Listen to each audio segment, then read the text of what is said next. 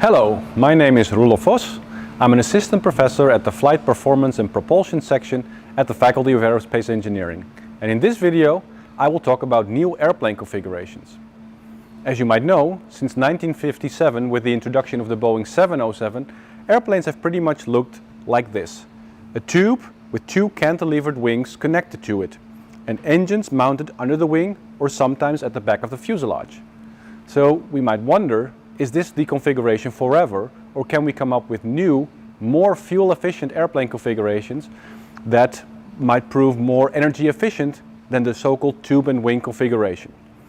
In this video, I will talk about the merits of unconventional airplane configurations, as well as my favorite unconventional airplane configuration, the Flying V. Most of the energy is consumed during the cruise flight of an airplane because it's the longest segment of the mission profile. Now, inside the engines, the fuel is burned and converted into thrust. Now, if you look here, the thrust is equal to the drag. So if we want to reduce the thrust that we need in flight, we need to make sure that our new airplane configuration has as little drag as possible.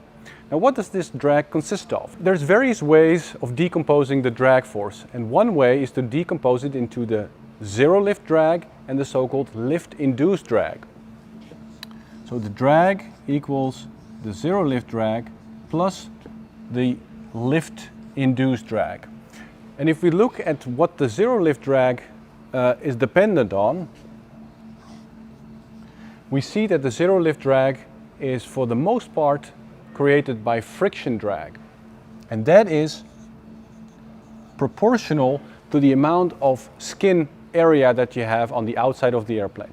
So the larger the skin area, the more friction drag you have, and the larger your zero lift drag is going to be. Your lift-induced drag is actually proportional to the span loading.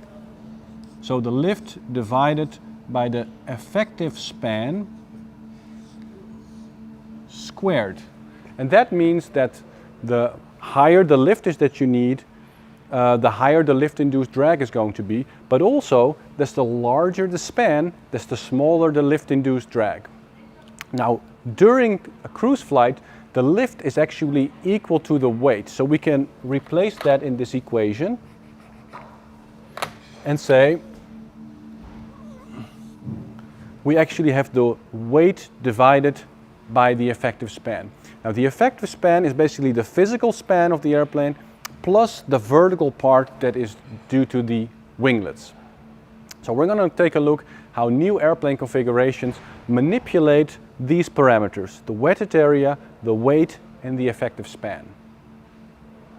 One example where the lift-induced drag is reduced is the truss-braced wing, where we have a very high aspect ratio wing that increases the effective span of the airplane and thereby reduces the lift-induced drag.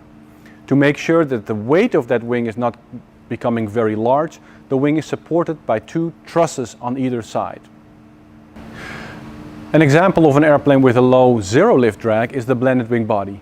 For a given amount of internal volume, it has a very low wetted area, and this low wetted area reduces the friction drag of the airplane and thereby the zero lift drag. Now, an airplane that combines a high effective span with a low wetted area is the Flying V.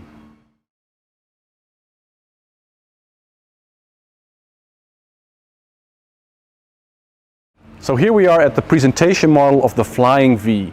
The Flying V is a long-haul passenger aircraft that can travel 15,000 kilometers with 360 passengers in a typical two-class configuration.